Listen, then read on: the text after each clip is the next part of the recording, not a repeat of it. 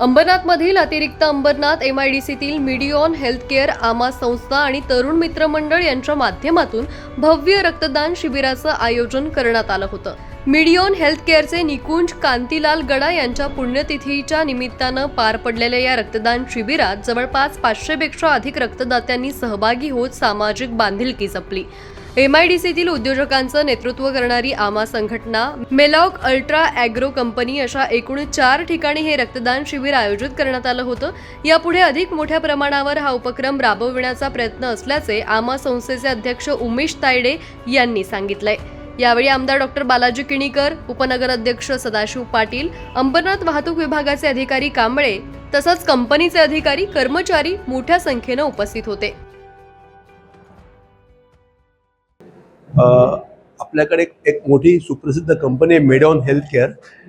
तर त्यांचे जे एक डायरेक्टर निकुंज गाडा, त्यांचा अपघात झाला होता। त्याच्यानंतर गेले 4 वर्ष त्यांच्या स्मृतिप्रित्यर्थ मिडिओन company, additional Ambernath manufacture association म्हणजे आमा आणि काही इतर कंपन्या अशा एकत्र येऊन आपण इथे ब्लड डोनेशन कॅम्प त्यांच्या स्मृतिप्रित्यर्थ करत आहोत।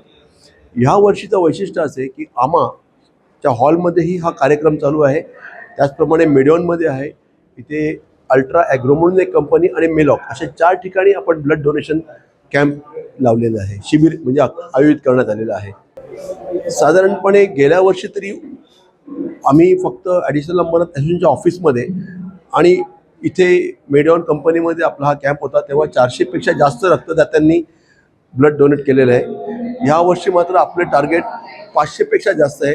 आत्तापर्यंत माझ्यामध्ये 3 आणि 4 ठिकाणी मिळून सुमारे 300 पेक्षा जास्त लोकांनी ब्लड डोनेट केलेलं आहे।